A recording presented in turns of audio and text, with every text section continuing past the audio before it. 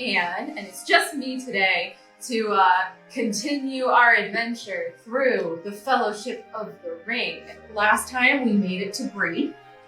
We learned that the big folk and the little folk can get along. We also learned that there's a guy in a corner called Strider who's a little weird. And we also learned that Butterbur doesn't have a great memory. But what could possibly be the implications of that? There's no way that could go wrong. So anyways, let's go ahead and get started with chapter 10. Very nicely named, Strider. Frodo, Pippin, and Sam made their way back to the parlor. There was no light. Merry was not there, and the fire had burned low. It was not until they had puffed up the embers into a blaze and thrown on a couple of faggots that they discovered Strider had come with them. There he was, calmly sitting in a chair by the door. "Hello," said Pippin. "Who are you and what do you want?" "I am called Strider," he answered. "And though he may have forgotten it, your friend promised to have a quiet talk with me." "You said I might hear something to my advantage, I believe," said Frodo. "What have you to say?" "Several things," answered Strider. "But of course, I have my price." "What do you mean?" asked Frodo sharply.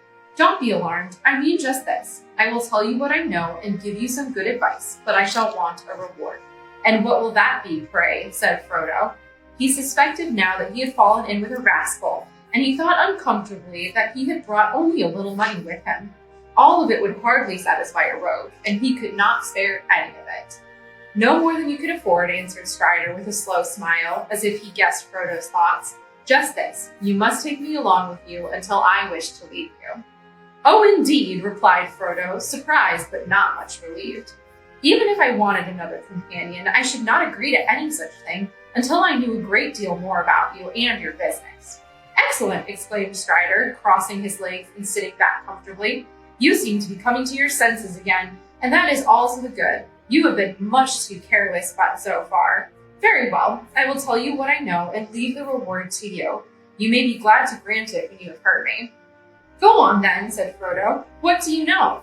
"Too much, too many dark things," said Strider grimly. "But as for your business..." He got up and went to the door, opened it quickly and looked out. Then he shut it quietly and sat down again. "I have quick ears," he went on, lowering his voice.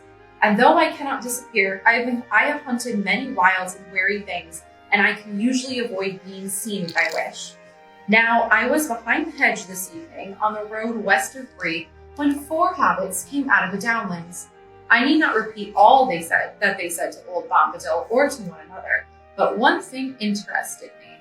'Please remember,' said one of them, 'that the name Baggins must not be mentioned. I am Mr. Underhill, if any name must be given.' That interested me so much that I followed them here. I slipped over the gate just behind them. Maybe Mr. Baggins has an honest reason for leaving his name behind, but if so, I should advise him and his friends to be more careful." "I don't see what interest my name has for anyone in Bree," said Frodo angrily, "and I have still to learn why it interests you. Mr. Strider may have an honest reason for spying and eavesdropping, but if so, I should advise him to explain it." "Well answered," said Strider, laughing, "but the explanation is simple. I was looking for a hobbit called Frodo Baggins. I wanted to find him quickly. I had learned that he was carrying out of the Shire, well, a secret that concerned me and my friends.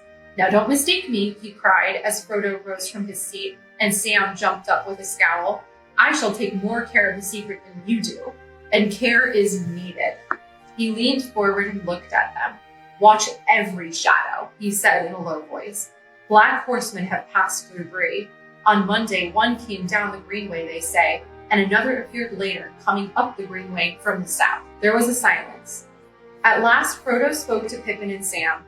"I ought to have guessed it from the way the gatekeeper greeted us," he said, "and the landlord seems to have heard something.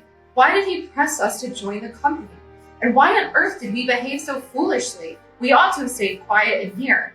"It would have been better," said Strider. "I would have stopped your going into the common room if I could, but the innkeeper would not let me in to see you or take a message."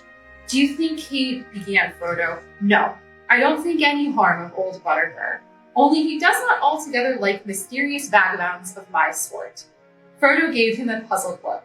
Well, I have a rather rascally look, have I not? Said Strider with a curl of his lip and a queer gleam in his eye. But I hope we shall get to know one another better. When we do, I hope you will explain what happened at the end of your song. For that little prank, it was a sheer accident, interrupted Frodo. I wonder, said Strider. Accident, then. That accident has made your position dangerous. Hardly more than it was already, said Frodo. I knew these horsemen were pursuing me, but now at any rate they seem to have missed me and to have gone away. You must not count on that, said Strider sharply. They will return, and more are coming. There are others. I know their number. I know these riders. He paused and his eyes were cold and hard. And there are some folk in Bree who are not to be trusted, he went on. Bill Ferny, for instance.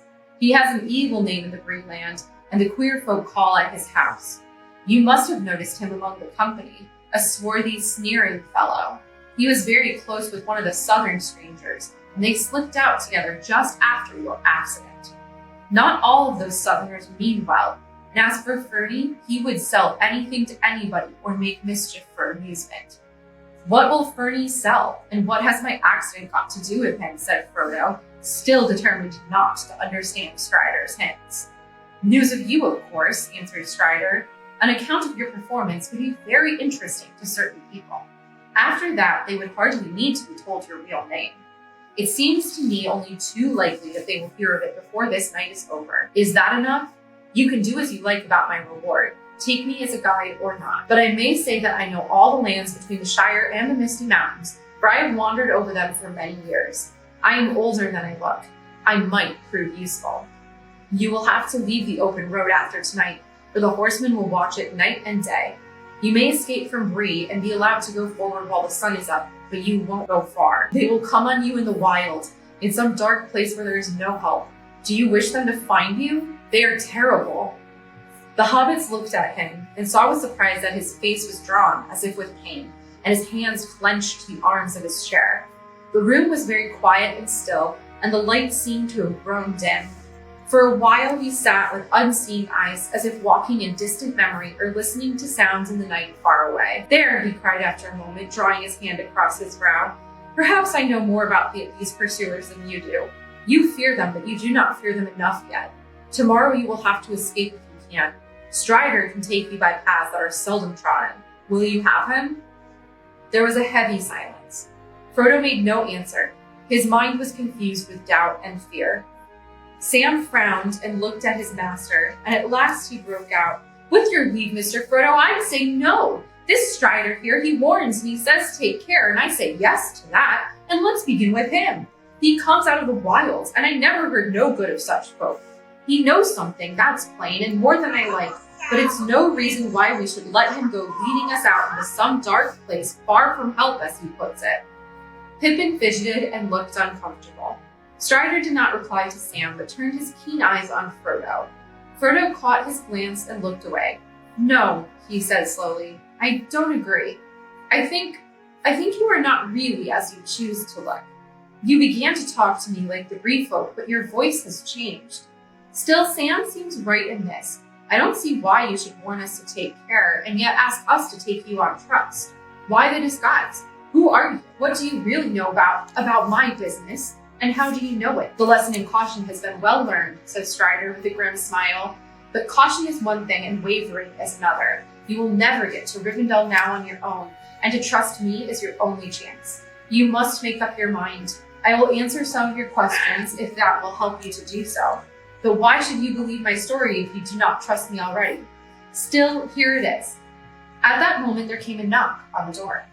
Mr. Butterbur had arrived with candles, and behind him was Nob with cans of hot water. Strider withdrew into a dark corner.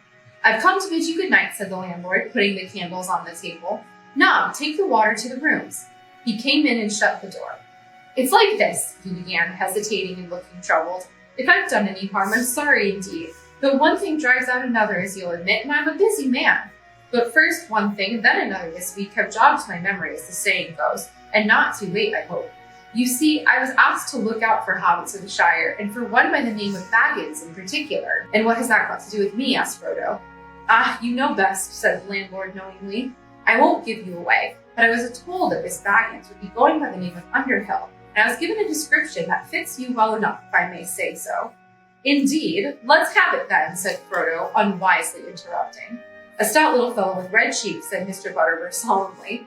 Pippin chuckled, but Sam looked indignant. "That won't help you much. It goes for most hobbits, Barley, he says to me," continued Mr. Butterbur with a glance at Pippin. "But this one is taller than some and fairer than most, and he has a cleft in his chin, a perky chap with a bright eye. Begging your pardon, but he said it, not me." "He said it? And who was he?" asked Frodo eagerly. "Ah, that was Gandalf, if you know who I mean. A wizard, they say he is, but he's a good friend of mine, whether or no. But now I don't know what he'll have to say to me if I see him again. Turn all my ale sour or me into a block of wood, I shouldn't wonder. He's a bit hasty. Still, what's done can't be undone." "Well, what have you done?" said Frodo, getting impatient with the slow unraveling of Butterbur's thoughts. "Where was I?" said the landlord, pausing and snapping his fingers. "Ah, yes, old Gandalf. 3 months back he walked right into my room without a knock. 'Barley,' he says, 'I'm off in the morning. Will you do something for me?' 'You've only to name it,' I said. 'I'm in a hurry,' said he, 'and I've no time myself, but I want a message took to the Shire. Have you anyone you can send and trust to go?' 'I can find someone,' I said, 'tomorrow maybe, or the day after.' 'Make it tomorrow,' he says, and then he gave me a letter." "It's addressed plain enough," said Mr. Butterbur, producing a letter from his pocket and reading out the address slowly and proudly. He valued his reputation as a letterman. "Mr. Frodo Baggins, Bag End, Hobbiton, in the Shire." "A letter for me from Gandalf," cried Frodo. "Ah," said Mr. Butterbur, "then your right name is Baggins." "It is," said Frodo, "and you had better give me that letter at once and explain why you never sent it. That's what you came to tell me, I suppose, though you've taken a long time to come to the point." Poor Mr. Butterbur looked troubled. "You're right, master," he said, "and I beg your pardon, and I'm mortal afraid of what Gandalf will say if harm comes of it. But I didn't keep it back on purpose. I put it by safe. Then I couldn't find nobody willing to go to the Shire next day, nor the day after, and none of my own folk was to spare. Then one thing after another drove it out of my mind. I'm a busy man. I'll do what I can to set matters right if there's any help I can give. You've only to name it." Leaving the letter aside, I promised Gandalf no less. "Barley," he says to me, "this friend of mine from the Shire, he may be coming out this way before long. Him and another. He'll be calling himself Underhill. Mind that. But you need ask no questions. And if I'm not with him, he may be in trouble and he may need help. Do whatever you can for him and I'll be grateful," he says. "And here you are, and trouble is not far off, seemingly." "What do you mean?" asked Frodo. "These black men," said the landlord, lowering his voice. "They're looking for Baggins, and if they mean well, then I'm hobbit. It was on Monday, and all the dogs were yammering, and the geese screaming. Uncanny, I called it. Nah, but he came and told me that 2 black men were at the door, asking for a hobbit called Baggins. Nob's hair was all stood on end. I bid the black fellows be off and slammed the door on them, but they've been asking the same question all the way to Archit, I hear. And that ranger, Strider, he's been asking questions too. Tried to get in here to see you before you had a bite or sup, he did." "He did," said Strider suddenly, coming forward into the light, "and much trouble would have been saved if you had let him in, Barliman." The landlord jumped with surprise. "You," he cried, "you're always popping up. What do you want now?" "He's here with my leave," said Frodo. "He came to offer me his help." "Well, you know your own business, maybe," said Mr. Butterbur, looking suspiciously at Strider. "But if I was in your plight, I wouldn't take up with a ranger." "Then who would you take up with?" asked Strider. "A fat innkeeper who only remembers his own name because people shout it at him all day? They cannot save the pony forever, and they cannot go home. They have a long road before them. Will you go with them and keep the black men off?" "Me? Leave Bree? I wouldn't do that for any money," said Mr. Butterbur, looking really scared. "But why can't you stay here quiet for a bit, Mr. Underhill? What are all these queer goings on? What are these black men after? And where do they come from, I'd like to know?" "I'm sorry I can't explain it all," answered Frodo. "I am tired and very worried, and it's a long tale. But if you mean to help me, I ought to warn you that you will be in danger as long as I am in your house. These black riders, I'm not sure, but I fear they come from Mordor," said Strider in a low voice. "From Mordor, Barliman, if that means anything to you." "Save us," cried Mr. Butterbur, turning pale. The name evidently was known to him. "That is the worst news that has come to Bree in my time." "It is," said Frodo. "Are you still willing to help me?" I am, said Mr. Butterbeer, more than ever, though I don't know what the likes of me can do against, he faltered. Against the shadow in the east, said Strider quietly. Not much, Bartleman, but every little bit helps. You can let Mr. Underhill stay here tonight as Mr. Underhill, and you can forget the name of Baggins till he is far away. I'll do that, said Butterbeer, but they'll find out he's here without help from me, I'm afraid. It's a pity Mr. Baggins drew attention to himself this evening, to say no more. The story of that Mr. Bilbo's going off has been heard before tonight, Bree. Even our knob has been doing some guessing in his slow pate, and there are others in Bree quicker in the uptake than he is. Well, we can only hope the riders won't come back yet, said Frodo. I hope not indeed, said Butterbeer, but spooks or no spooks, they won't get into the pony so easy. Don't you worry till the morning. Nob will say no word. No black man shall pass my doors, while I can stand on my legs. Me and my folk will keep watch tonight, but you had best get some sleep if you can. In any case, we must be called at dawn, said Frodo. We must get off as early as possible. Breakfast at 6:30, please. Right, I'll see to the orders, said the landlord. Good night, Mr. Baggins. Underhill, I should say. Good night. Now, bless me, where's your Mr. Brandybuck? I don't know, said Frodo with sudden anxiety. They had forgotten all about Mary, poor Mary, and it was getting late. I'm afraid he's out. He said something about going for a breath of air. Well, you do want looking after, no mistake. Your party might be on a holiday, said Butterbeer. I must go and bar the doors quick, but I'll see your friend is let in when he comes. I'd better send Nob out to look for him. Good night to you all. At last Mr. Butterbeer went out, and with another doubtful look at Strider and a shake of his head, his footsteps retreated down the passage. Well, said Strider, when are you going to open that letter? Frodo looked carefully at the seal before he broke it. It seemed certainly to be Gandalf's. Inside, written in the wizard's strong but graceful script, was the following message. The Prancing Pony, Bree, mid-year's day, Shire year 1418. Dear Frodo, bad news has reached me. I must go off at once. You had better leave Bag End soon and get out of the Shire before the end of July at latest. I will return as soon as I can, and I will follow you if I find that you are gone. Leave a message for me here if you pass through Bree. You can trust the landlord, Butterbeer. You may meet a friend of mine on the road, a man, lean, dark, tall, by some called Strider. He knows our business and will help you. Make for Rivendell. There I hope we may meet again. If I do not come, Elrond will advise you. Yours in haste, Gandalf.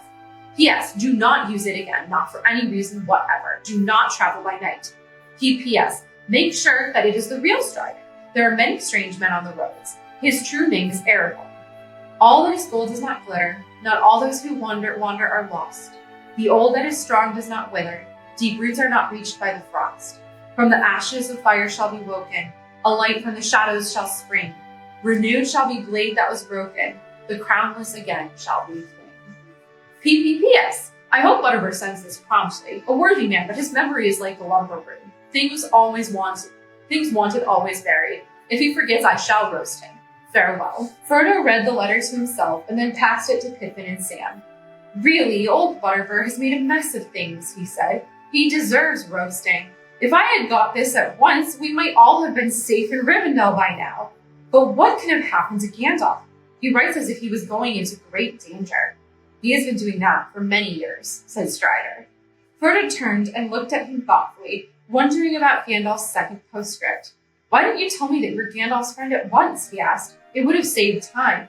Would it? Would any of you have believed me till now, said Strider. I knew nothing of this letter. For all I knew, I had to persuade you to trust me without proofs if I was to help you. In any case, I did not intend to tell you all about myself at once. I had to study you first and make sure of you. The enemy has set traps for me before now. As soon as I made up my mind, I was ready to tell you whatever you asked.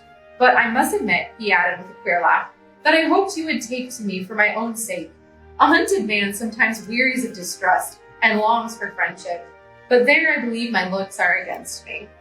They are, at first sight at any rate, laughed Pippin with sudden relief after reading Gandalf's letter. But handsome is as handsome does, as we say in the Shire, and I dare say we shall all look much the same after lying for days in hedges and ditches. It would take more than a few days, or weeks, or years of wandering in the wild to make you look like Strider, he answered. And you would die first, unless you are made of sterner stuff than you look to be. Pippin subsided, but Sam was not daunted, and he still eyed Strider dubiously. How do we know that you are the Strider that Gandalf speaks about, he demanded. You never mentioned Gandalf till this letter came out. You might be a play-acting spy for all I can see, trying to get us to go with you. You might have done in the real Strider and took his clothes. What have you to say to that? That you are a stout fellow, answered Strider. But I'm afraid my only answer to you, Sam Gamgee, is this. If I had killed the real Strider, I could kill you. And I should have killed you already without so much talk. If I was after the ring, I could have it. Now. He stood up and seemed suddenly to grow taller. In his eyes gleamed a light, keen and commanding. Throwing back his cloak, he laid his hand on the hilt of a sword that had hung concealed by his side.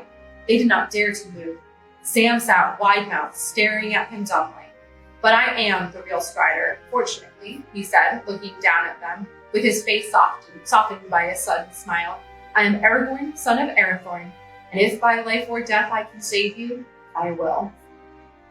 There was a long silence. At last Frodo spoke with hesitation.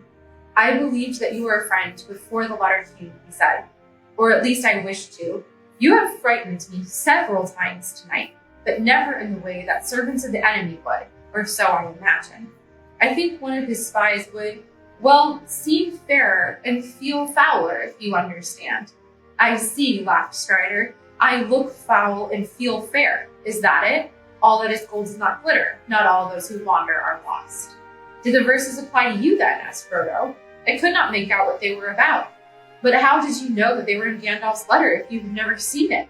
I did not know, he answered, but I am Aragorn, and those verses go with that name. He drew out his sword, and they saw that the blade was indeed broken a foot below the hilt. Not much use is it, Sam, said Strider, but the time is near when it shall be forged anew. Sam said nothing. Well, said Strider, with Sam's permission, we will call that settled. Strider shall be your guide. We shall have a rough road tomorrow.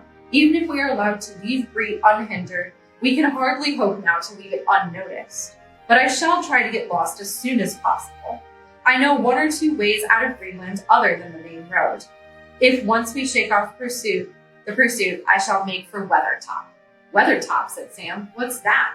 It is a hill just to the north of the road, about halfway from here to Rivendell. It commands a wide view all around, and there we shall have a chance to look about us. Gandalf will make for that point if he follows us. After Weathertop, our journey will become more difficult, and we shall have to choose between various dangers. When did you last see Gandalf? Asked Frodo. Do you know where he is or what he's doing? Strider looked grave. I do not know, he said. I came west with him in the spring. I have often kept watch on the borders of the Shire in the last few years when he was busy elsewhere. He seldom left it unguarded. We last met on the 1st of May at Sarnford down the Brandywine. He told me that his business with you had gone well and that you would be starting for Rivendell in the last week of September. As I knew he was at your side, I went away on a journey of my own, and that has proved ill, for plainly some news reached him and I was not at hand to help. I am troubled for the first time since I've known him. We should have had messages, even if he could not come himself. When I returned many days ago, I heard the ill news. The tidings had gone far and wide that Gandalf was missing, and the horsemen had been seen. It was the elven folk of Gildor that told me this, and later they told me that you had left your home, but there was no news of your leaving Buckland. I have been watching the East Road anxiously. Do you think the Black Riders have anything to do with it? With Gandalf's absence, I mean, asked Frodo. I do not know of anything else that could have hindered him except the enemy himself, said Strider. But do not give up hope. Gandalf is greater than you Shire folk know. As a rule, you can only see his jokes and toys. But this business of ours will be his greatest task. Pippin yawned. I am sorry, he said, but I am dead tired. In spite of all the danger and worry, I must go to bed or sleep where I sit. Where is that silly fellow Merry? It would be the last straw if we had to go out in the dark to look for him. At that moment, they heard a door slam, then feet come running along the passage. Merry came in with a rush, followed by Nob. He shut the door hastily and leaned against it. He was out of breath. They stared at him in alarm for a moment before he gasped. I have seen them, Frodo, I have seen them. Black Riders! Black Riders, cried Frodo. Where? Here, in the village. I stayed indoors for an hour. Then, as you did not come back, I went out for a stroll. I had come back again and was standing just outside the light of the lamp, looking at the stars. Suddenly I shivered and felt that something horrible was creeping near. There was a sort of deeper shade among the shadows across the road, just beyond the edge of the lamplight. It slid away at once into the dark without a sound. There was no horse. Which way did it go? asked Strider, suddenly and sharply. Merry started, noticing the stranger for the first time. Go on, said Frodo. This is a friend of Gandalf's. I will explain later. It seemed to make off up the road eastward, continued Mary. I tried to follow. Of course, it vanished almost at once, but I went round the corner and on as far as the last house on the road. Strider looked at Mary with wonder. You have a stout heart, he said, but it was foolish. I don't know, said Mary. Neither brave nor silly, I think. I could hardly help myself. I seemed to be drawn somehow. Anyway, I went, and suddenly I heard voices by the hedge.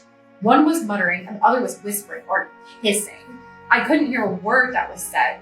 I did not creep any closer because I began to tremble all over. Then I felt terrified, and I turned back and was just going to bolt home when something came behind me and I fell over. I found him, sir, put in Nob. Mr. Butterbury sent me out with a lantern. I went down to Westgate and then back up towards Southgate. Just nigh Bill Fernie's house, I thought I could see something in the road. I couldn't swear to it, but it looked to me as if two men were stooping over something, lifting it. I gave a shout. When I got up to the spot, there were no signs of them, and only Mr. Brandybuck lying by the roadside. He seemed to be asleep. I thought I had fallen into deep water, he says to me when I shook him. Very queer he was, and as soon as I had roused him, he got up and ran back here like a hare. I'm afraid that's true, said Mary, though I don't know what I said. I had an ugly dream which I can't remember. I went to pieces. I don't know what came over me. I do, said Strider. The black breath. The riders must have left their horses outside and passed back through the south gate in secret. They will know all the news now, for they have visited Bill Fernie, and probably that Southerner was a spy as well. Something may happen in the night before we leave Bray. What will happen, said Mary. Will they attack the inn? No, I think not, said Strider. They are not all here yet, and in any case, that is not their way. In dark and loneliness, they are strongest. They will not openly attack a house where there are lights and many people, not until they are desperate, not while all the long leagues of area doors still lie before us. But their power is in terror, and already some in Bree are in their clutch. They will drive these wretches to some evil work. Fernie and some of the strangers, and maybe the gatekeeper too. They had words with Harry at Westgate on Monday. I was watching them. He was white and shaking when they left him. We seem to have enemies all around, said Frodo. What are we to do? Stay here. Do not go to your rooms. They are sure to have found out which those are. The Hobbit rooms have windows looking north and close to the ground. We will all remain together and bar this window and the door, but first Nob and I will fetch your luggage. While Strider was gone, Frodo gave Mary a rapid account of all that had happened since supper. Mary was still reading and pondering Gandalf's letter when Strider and Nob returned. Well, master, said Nob, I've roughed up the clothes and put in a bolster down the middle of each bed, and I made a nice imitation of your head with a brown woolen mat, Mr. Underhill's, sir, he added with a grin. Pippin laughed. Very lifelike, he said, but what will happen when they have penetrated the disguise? We shall see, said Strider. Let us hope to hold the fort till morning. Good night to you, said Nob, and went off to take his part in the watch on the doors. Their bags and gear they piled on the parlor floor. They pushed a low chair against the door and shut the window. Peering out, Frodo saw the night was still clear. The sickle was swinging bright above the shoulders of Grey Hill. That's the sickle is a constellation, known in our world as Ursa Major. So, the Big Dipper. He then closed and barred the heavy inside shutters and drew the curtains together. Strider built up the fire and blew out all the candles. The hobbits lay down on their blankets with their feet towards the hearth, but Strider settled himself in the chair against the door. They talked for a little, for Mary still had several questions to ask. Jumped over the moon, chuckled Mary as he rolled himself in his blanket. Very ridiculous of you, Frodo, but I wish I had been there to see. The worthies of Bree will be discussing it 100 years hence. I hope so, said Strider. Then they all fell silent, and one by one, the hobbits dropped off to sleep. Chapter 11. A Knife in the Dark. As they prepared for sleep in the inn at Bree, darkness lay on Loveland. A mist strayed in the dells and along the riverbank. The house at Crick Hollow stood silent. Fatty Bulger opened the door cautiously and peered out. A feeling of fear had been growing on him all day, and he was unable to rest or go to bed. There was a brooding threat in the breathless night air. As he stared out into the gloom, a black shadow moved under the trees. The gate seemed to open of its own accord and close again without a sound. Terror seized him. He shrank back, and for a moment he stood trembling in the hall. Then he shut and locked the door. The night deepened. there came the soft sound of horses led with stealth along the lane. Outside the gate they stopped, and 3 black figures entered, like shades of night creeping across the ground. One went to the door, one to the corner of the house on either side, and there they stood, as still as the shadows of stones, while night went slowly on. The house and the quiet trees seemed to be waiting breathlessly. There was a faint stir in the leaves, and a cock crowed far away. The cold hour before dawn was passing. The figure by the door moved. In the dark, without moon or stars, a drawn blade gleamed, as if a chill light had been unsheathed. There was a blow, soft but heavy, and the door shuddered. "Open, in the name of Mordor," said a voice, thin and menacing. At a second blow, the door yielded and fell back, with timbers burst and lock broken. The black figures passed swiftly in. At that moment, among the trees nearby, a horn rang out. It rent the night like fire on a hilltop. "Awake! Fear! Fire! Foes! Awake!" Fatty Bulger had not been idle. As soon as he saw the dark shapes creep from the garden, he knew that he must run for it or perish. And run he did, out the back door, through the garden, and over the fields. When he reached the nearest house, more than a mile away, he collapsed on the doorstep. "No, no, no," he was crying. "No, not me. I haven't got it. It was some time before anyone could make out what he was babbling about. At last they got the idea that enemies were in Buckland, some strange invasion from the Old Forest. And then they lost no more time. Fear, fire, foes! The Brandybucks were blowing the horn call of Buckland that had not been sounded for 100 years, not since the White Wolves came in the fell winter when the Brandywine was frozen over. "Awake, awake!" Far away answering horns were heard. The alarm was spreading. The black figures fled from the house. One of them let fall a hobbit cloak on the step as he ran. In the lane, the noise of hoofs broke out, and gathering to a gallop, went hammering away into the darkness. All about Crick Hollow, there was the sound of horns blowing and voices crying and feet running. But the black riders rode like a gale to the north gate. Let the little people blow. Sauron would deal with them later. Meanwhile, they had another errand. They knew now that the house was empty and the ring had gone. They rode down the guards at the gate and vanished from the Shire. In the early night, Frodo woke from deep sleep suddenly, as if some sound or presence had disturbed him. He saw that Strider was sitting alert in his chair. His eyes gleamed in the light of the fire, which had been tended and was burning brightly, and he made no sign or movement. Frodo soon went to sleep again, but his dreams were again troubled with the noise of wind and of galloping hoofs. The wind seemed to be curling round the house and shaking it, and far off he heard a horn blowing wildly. He opened his eyes and heard a cock crowing lustily in the inn yard. Strider had drawn the curtains and pushed back the shutters with a clang. The first gray light of dawn was in the room, and a cold air was coming through the open window. As soon as Strider had roused them all, he led the way to their bedrooms. When they saw them, they were glad that they had taken his advice. The windows had been forced open and were swinging, and the curtains were flapping. The beds were tossed about, and the bolsters slashed and flung upon the floor. The brown mat was torn to pieces. Strider immediately went to fetch the landlord. Poor Mr. Butterbur looked sleepy and frightened. He had hardly closed his eyes all night, so he said, but he had never heard a sound. "Never has such a thing happened in my time," he cried, raising his hands in horror. Guests unable to sleep in their beds, and good bolsters ruined and all. What are we coming to?" "Dark times," said Strider. "But for the present, you may be left in peace when you have got rid of us. We will leave at once. Never mind about breakfast. A drink and a bite standing will have to do. We shall be packed in a few minutes." Mr. Butterbur hurried off to see that their ponies were got ready and to fetch them a bite. But very soon he came back in dismay. The ponies had vanished. The stable doors had all been opened in the night, and they were gone. Not only Mary's ponies, but every other horse and beast in the place. Frodo was crushed by the news. How could they hope to reach Rivendell on foot, pursued by mounted enemies? They might as well set out for the moon.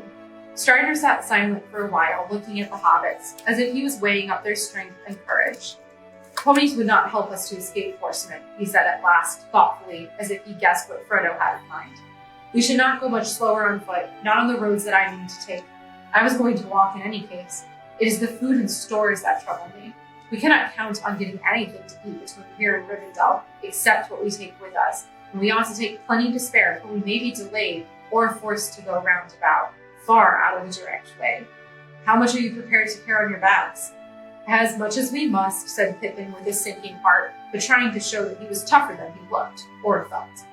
I can carry enough for 2, said Sam defiantly. Can't anything be done, Mr. Butterbur? Asked Frodo. Can't we get a couple of ponies in the village, or even just one for the baggage? I don't suppose we could hire them, but we might be able to buy them, he added, doubtfully, wondering if he could afford it. I doubt it, said the landlord unhappily. The 2 or 3 riding ponies that there were in Bree were stabled in my yard, and they're gone. As for other animals, horses or ponies for draft or whatnot, there are very few of them in Bree, and they won't be for sale. But I'll do what I can. I'll rout out Bob and send him round as soon as may be. Yes, said Strider reluctantly. You had better do that. I'm afraid we shall have to try to get 1 pony at least. But so ends all hope of starting early and slipping away quietly. We might as well have blown a horn to announce our departure. That was part of their plan, no doubt. There is one crumb of comfort, said Mary, and more than a crumb, I hope. We can have breakfast while we wait, and sit down to it. Let's get a hold of them. In the end, there was more than 3 hours delay. Bob came back with a report that no horse or pony was to be got for love or money in the neighborhood except one. Bill Fernie had one that he might possibly sell. A poor old half-starved creature it is, said Bob, but he won't part with it for less than thrice its worth, seeing how you're placed, not if I know Bill Fernie. Bill Fernie, said Frodo, isn't there some trick? Wouldn't the beast bolt back to him with all our stuff or help in tracking us or something? I wonder, said Strider, but I cannot imagine any animal running home to him once it got away. I fancy this is only an afterthought of kind Master Fernie's, just a way of increasing his profits from the affair. The chief danger is that the poor beast is probably at death's door, but there does not seem to be any choice. What does he want for it? Bill Fernie's price was 12 silver pennies, and that was indeed at least 3 times the pony's value in these parts. It proved to be a bony, underfed, and dispirited animal, but it did not look like dying just yet. Mr. Butterbur paid for it himself and offered Mary another 18 pence as some compensation for the lost animals. He was an honest man and well off as things were reckoned in Bree, but 30 silver pennies was a sore blow to him, and being cheated by Bill Fernie made it harder to bear. As a matter of fact, he came out on the right side of the end. It turned out later that only 1 horse had actually been stolen. The others had been driven off or had bolted in terror and were found wandering in different corners of the Bree land. Mary's ponies had escaped altogether, and eventually, having a good deal of sense, they made their way to the downs in search of Fatty Lumpkin. So they came under the care of Tom Bombadil for a while and were well off. But when news of the event at Bree came to Tom's ears, he sent them to Mr. Butterbur, who thus got 5 good beasts at a very fair price. They had to work harder in Bree, but Bob treated them well. So on the whole, they were lucky. They missed a dark and dangerous journey, but they never came to Rivendell. However, in the meantime, for all Mr. Butterbur knew, his money was gone for good or for bad, and he had other troubles, for there was a great commotion as soon as the remaining guests were astir and heard news of the raid in the inn. The southern travelers had lost several horses and blamed the innkeeper loudly until it became known that one of their own number had also disappeared in the night, none other than Bill Fernie's squint-eyed companion. Suspicion fell on him at once. If you pick up with a horse thief and bring him to my house, said Butterbur angrily, you ought to pay for all the damage yourselves and not come shouting at me. Go and ask Fernie where your handsome friend is. But it appeared that he was nobody's friend, and nobody could recollect when he had joined their party. After their breakfast, the hobbits had to repack and get together further supplies for the longer journey they were now expecting. It was close on 10 o'clock before they at last got off. By that time, the whole of Bree was buzzing with excitement.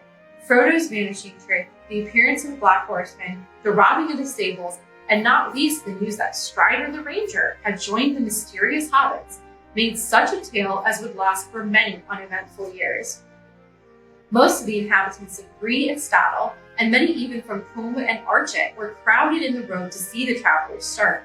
The other guests in the inn were at the doors or hanging out of the windows. Strider had changed his mind, and he decided to leave Bree by the main road. Any attempt to set off across country at once would only make matters worse. Half the inhabitants would follow them to see what they were up to and to prevent them from trespassing. They said farewell to Nob and Bob, and took leave of Mr. Butterbur with many thanks. I hope we shall meet again someday when things are merry once more, said Frodo. I should like nothing better than to stay in your house in peace for a while. They tramped off, anxious and downhearted, under the eyes of the crowd. Not all the faces were friendly, nor all the words that were shouted. But Strider seemed to be held in awe by most of the Greenlanders, and those that he stared at shut their mouths and drew away. He walked in front with Frodo. Next came Merry and Pippin, and last came Sam leading the pony, which was laden with as much of their baggage as they had the heart to give it. But already it looked less dejected, as if it approved of the change in its fortunes. Sam was chewing an apple thoughtfully. He had a pocket full of them, a parting present from Nob and Bob. Apples for walking and a pipe for sitting, he said, but I reckon I'll miss them both before long. The hobbits took no notice of the inquisitive heads that peeked out of doors or popped over walls and fences as they passed. But as they drew nearer to the further gate, Frodo saw a dark, ill-kept house behind a thick hedge, the last house in the village. In one of the windows, he caught a glimpse of a sallow face with sly, slanting eyes, but it vanished at once. So that's where that southerner is hiding, he thought. He looks more than half like a goblin. Over the hedge, another man was staring boldly. He had a heavy, black brows and dark, scornful eyes, his large mouth curled in a sneer. He was smoking a short, black pipe. As they approached, he took it out of his mouth and spat. "Morning, Longshanks," he said. "Off early? Found some friends at last?" Strider nodded, but did not answer. "Morning, my little friends," he said to the other. "I suppose you know who you've taken up with. That stick-and-knot Strider, that is. Though I've heard other news not so pretty. Watch out tonight, and you, Sammy, don't go ill-treating my poor old pony. Ha!" He spat again. Sam turned quickly. "And you, Fernie," he said, "put your ugly face out of sight, or it will get hurt." With a sudden flick, quick as lightning, the apple left his hand and hit Bill square on the nose. He ducked too late, and curses came from behind the hedge. "Waste of a good apple," said Sam regretfully, and strode on. At last they left the village behind.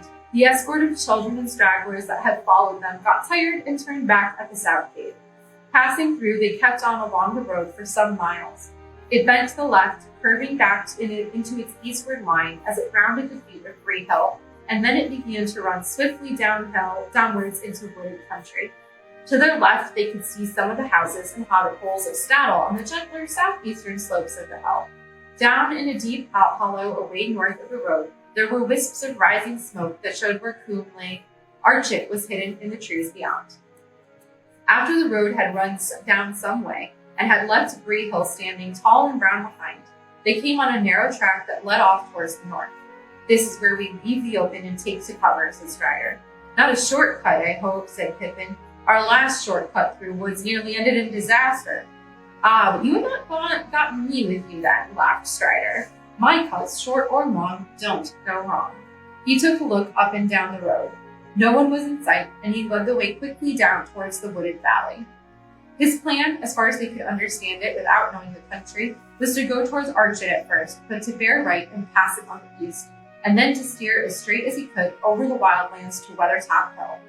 In that way they would, if all went well, cut off a great leap of the road, which further on bent southwards to avoid the Midgewater marshes. But of course, they would have to pass through the marshes themselves, and Strider's description of them was not encouraging. However, in the meanwhile, walking was not unpleasant. Indeed, if it had not been for the disturbing events of the night before, they would have enjoyed this part of the journey better than any up to that time. The sun was shining, clear but not too hot. The woods in the valley were still leafy and full of color and seemed peaceful and wholesome. Strider guided them confidently among the many crossing paths, although left to themselves they would as soon have been at a loss. He was taking a wandering course with many turns and doublings to put off any pursuit. "Bill Fernie will have watched where we left the road for certain," he said, "though I don't think he will follow us himself. He knows the land round here well enough, but he knows he's not a match for me in the wood. It is what he may tell others that I'm afraid of. I don't suppose they are far away. If they think we have made for Archit, so much the better." Whether because of Strider's skill or for some other reason, they saw no sign and heard no sound of any other living thing all day, neither two-footed except birds, nor four-footed except one fox and a few squirrels. The next day they began to steer a steady course eastward, and still all was quiet and peaceful. On the third day out from Bree, they came out of the Chetwood. The land had been falling steadily ever since they turned aside from the road, and now they entered a wide, flat expanse of country, much more difficult to manage. They were far beyond the borders of the Greenland, out in the pathless wilderness and drawing near to the Midwater marshes. The ground now became damp and in places boggy, and here and there they came upon pools and wide stretches of reeds and rushes filled with the warbling of little hidden birds. They had to pick their way carefully to keep both dry-footed and on their proper course. At first they made fair progress, but as they went on, their passage became slower and more dangerous. The marshes were bewildering and treacherous, and there was no permanent trail even for rangers to find through their shifting quagmires.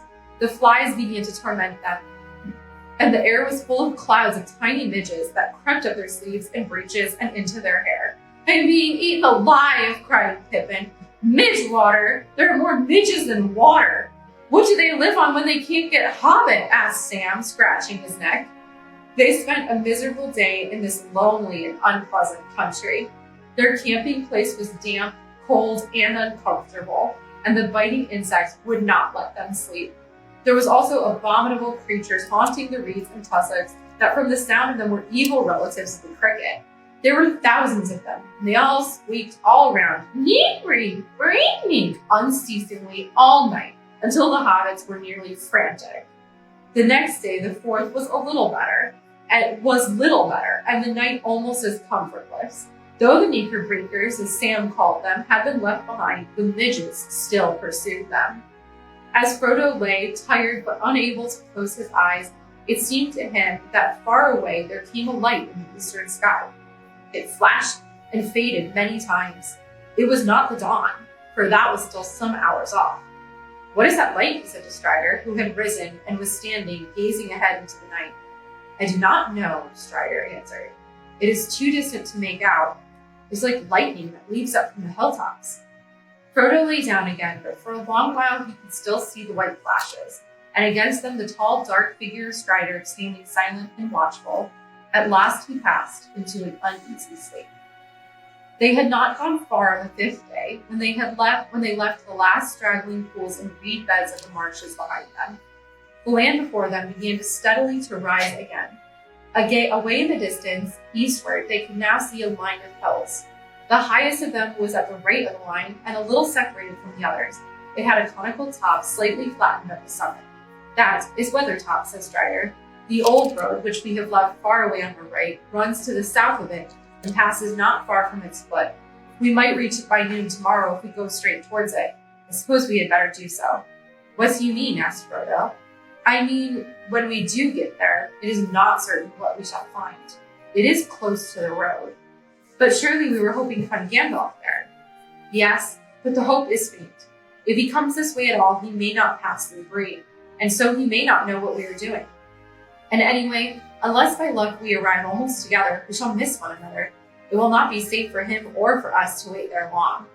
If the riders fail to find us in the wilderness, they are likely to make the Weathertop themselves. It commands a wide view all around. Indeed, there are many birds and beasts in this country that could see us as we stand here from that hilltop. Not all the birds are to be trusted, and there are other spies more evil than they are." The hobbits looked anxiously at the distant hills. Sam looked up into the pale sky, fearing to see hawks or eagles hovering over them with bright, unfriendly eyes. "You do make me feel uncomfortable and lonesome, Strider," he said. "What do you advise us to do?" asked Frodo. "I think," answered Strider slowly, as if he were not quite sure. "I think the best thing is to go as straight eastward from here as we can, to make for the line of hills, not for Weathertop. There we can strike a path I know that runs at their feet. It will bring us to Weathertop from the north and less openly. Then we shall see what we shall see." All that day they plodded along until the cold and early evening came down. The land became drier and more barren, but mists and vapors lay behind them on the marshes. A few melancholy birds were piping and wailing until the round red sun sank slowly into the western shadows. Then an empty silence fell. The hobbits thought of the soft light of sunset glancing through the cheerful windows of Bag End far away. At the day's end, they came to a stream that wandered down from the hills to lose itself in the stagnant marshland, and they went up along its banks while the light lasted.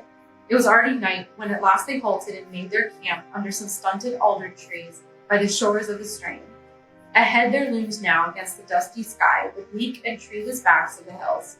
That night they set a watch. and Strider, it seemed, did not sleep at all. The moon was waxing, and in the early night hours, a cold gray light lay on the land. Next morning, they set out again soon after sunrise. There was a frost in the air, and the sky was a pale, clear blue. The hobbits felt refreshed, as if they had had a night of unbroken sleep. Already they were getting used to much walking on short commons, shorter at any rate than what in the Shire they would have thought barely enough to keep them on their legs. Pippin declared that Frodo was looking twice the hobbit that he had been. Very odd, said Frodo, tightening his belt, considering that there is actually a good deal less of me. I hope the thinning process will not go on indefinitely, or I shall become a wraith. Do not speak of such things, said Strider quickly, and with surprising earnestness. The hills drew nearer. They made an undulating ridge, often rising almost to 1,000 feet, and here and there falling again to low clefts and forecasses leading into the eastern land beyond. Along the crest of the ridge, the hobbits could see what looked to be the remains of green-grown walls and dikes, and in the clefts there still stood the ruins of old works of stone. By night they had reached the feet of the western slopes, and there they camped. It was the night of the 5th of October, and they were 6 days out from Bree. In the morning they found, for the first time since they had left the Checkwood, a track plain to see. They turned right and followed it southwards. It ran cunningly, taking a line that seemed chosen so as to keep as much hidden as possible from the view, both of the hilltops above and of the flats to the west. It dived into dells and hugged steep banks, and where it passed over flatter and more open ground on either side of it, there were lines of large boulders and hewn stones that screened the travelers almost like a hedge. I wonder who made this path and what for, said Mary, as they walked along one of these avenues, where the stones were unusually large and closely set. I am not sure I like it. It has a rather barrow whitish look. Is there any barrow on Weathertop? No, there is no barrow on Weathertop, nor in any of these hills, answered Strider. The men of the West did not live here, though in their latter days they defended the hills for a while against the evil that came out of Angmar. This path was made to serve the forts along the walls, but long before, in the first days of the North Kingdom, they built a great watchtower on Weathertop. Amon Sul, they called it. It was burned and broken, and nothing remains of it now but its humbled ring, like a rubbed crown on the old hill's head. Yet once it was tall and fair. It is told that Elendil stood there, watching for the coming of Gil-galad out of the west in the days of the last alliance. The hobbits gazed at Strider. It seemed that he was learned in old lore as well as in the ways of the wild. Who was Gil-galad? Asked Mary, but Strider did not answer, and seemed to be lost in thought. Suddenly, a low voice murmured, Gil-galad was an elven king, of him the harpers sadly sing, the last whose realm was fair and free between the mountains and the sea. His sword was long, his lance was keen, his shining helm afar was seen. The countless stars of heaven's field were mirrored in his silver shield. But long ago he rode away, and where he dwelleth none can stay. For into darkness fell his star, in Mordor, where the shadows are. The others turned in amazement, for the voice was Sam's. Don't stop, said Mary. That's all I know, stammered Sam, blushing. I learned it from Mr. Bilbo when I was a lad. He used to tell me tales like that, knowing how I was always one for hearing about elves. It was Mr. Bilbo who taught me my letters. He was mighty book learned, was dear old Mr. Bilbo, and he wrote poetry. He wrote what I have just said. He did not make it up, said Strider. It is part of the lay that is called the Fall of Gil-galad, which is in an ancient tongue. Bilbo must have translated it. I never knew that. There was a lot more, said Sam, about Mordor. I didn't learn that part. It gave me the shivers. I never thought I should be going that way myself. Going to Mordor, cried Pippin. I hope it won't come to that. That is Pippin. Do not speak that name so loudly, said Strider. It was already midday when they drew near the southern end of the path and saw before them, in the pale, clear light of the October sun, a gray-green bank leading up like a bridge onto the northward slope of the hill. They decided to make for the top at once, while the daylight was broad. Concealment was no longer possible, and they could only hope that no enemy or spy was observing them. Nothing was to be seen moving on the hill. If Gandalf was anywhere about, there was no sign of him. On the western flank of Weathertop, they found a sheltered hollow, at the bottom of which there was a bowl-shaped dell with grassy sides. There they left Sam and Pippin with the pony and their packs and luggage. The other three went on. After half an hour's plodding climb, Strider reached the crown of the hill. Frodo and Merry followed, tired and breathless. The last slope had been steep and rocky. On the top they found, as Strider had said, a wide ring of ancient stonework, now crumbling or covered with age-long grass. But in the center, a cairn of broken stones had been piled.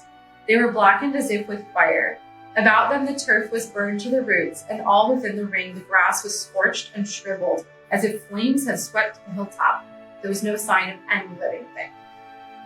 Standing upon the rim of the ruined circle, they saw all round below them a wide prospect, for the most part the lands empty and featureless, except for patches of woodland away to the south, beyond which they caught here and there the glint of distant water. Beneath them on this southern side there ran like a ribbon the old road, coming out of the west and winding up and down until it faded behind a ridge of dark land to the east. Nothing was moving on it. Following its line eastward with their eyes, they saw the mountains. The nearer foothills were brown and somber. Behind them stood taller shapes of gray, and behind those again were high white peaks glimmering among the clouds. "Well, here we are," said Merry, "and very cheerless and uninviting it looks. There's no water, and no shelter, and no sign of Gandalf. But I don't blame him for not waiting, if he ever came here." "I wonder," said Strider, looking round thoughtfully. "Even if he was a day or two behind us at Bree, he could have arrived here first. He can ride very swiftly when the need presses." Suddenly he stooped and looked at the stone on top of the cairn. It was flatter than the others and whiter as if it had escaped the fire. He picked it up and examined it, turning it in his fingers. "This has been handled recently," he said. "What do you think of these marks?" On the flat underside, Frodo saw some scratches. "There seems to be a stroke, a dot, and 3 more strokes," he said. "The stroke on the left might be a G rune with 3 branches," said Strider. "It might be a sign left by Gandalf, though one cannot be sure. The scratches are fine and they certainly look fresh, but the marks might mean something quite different and have nothing to do with us. Rangers use runes, and they come here sometimes." "What could they mean, even if Gandalf made them?" asked Merry. "I should say," answered Strider, "that they stood for G3 and were a sign that Gandalf was here on October the 3rd.